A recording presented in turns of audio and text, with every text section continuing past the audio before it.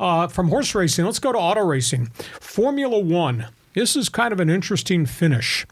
Max Verstappen runs for Team Red Bull, based out of Germany.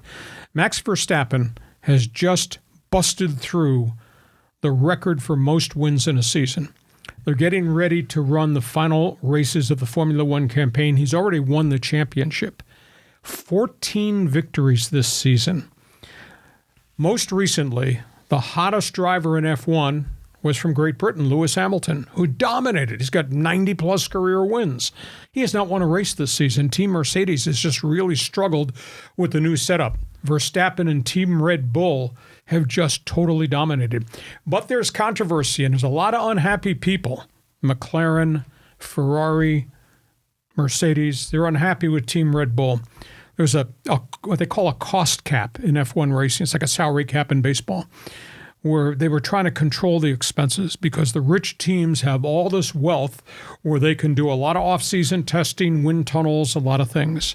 And the smaller teams can't. They're not able to keep up financially, and they're not as competitive. They're not putting guys on the podium, not getting the paydays. Well, Team Red Bull was caught last year over the cost cap. They had made a violation. They say it was a bookkeeping clerical error. F1 went through this whole investigation. Formula One decided, yes, they violated the cost cap a bit. They fined him $7 million.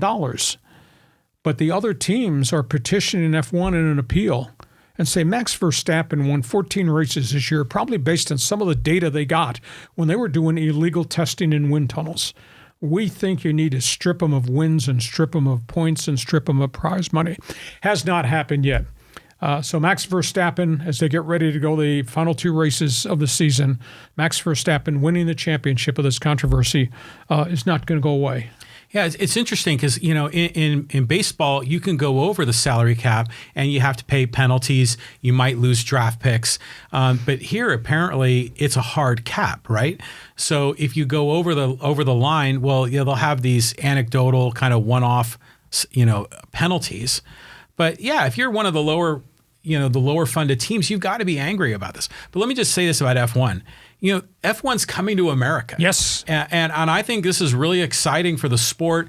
There's a number of F1 Netflix series that have got great ratings here in America. So I'm excited about the sport. I'm excited about having some variety in auto racing because it's not just NASCAR. We're going to hopefully have a number of different categories here.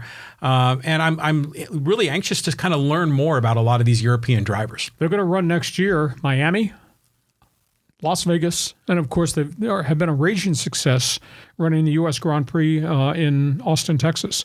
I don't know whether they're going to go back to Indianapolis. They have in the past, but this thing has exploded. TV contracts have got a lot to do with it. Mm-hmm. It's become a go-to event. I've never been to an F1 race in Austin, but I've watched the videos, and it's a party. Holy cow. And the clientele, they're all young. It's young America that's kind of wrapped its arms around these guys.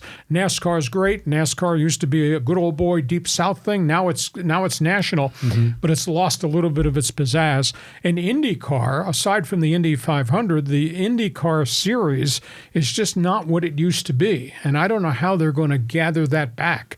Indy 500 is a slice of Americana.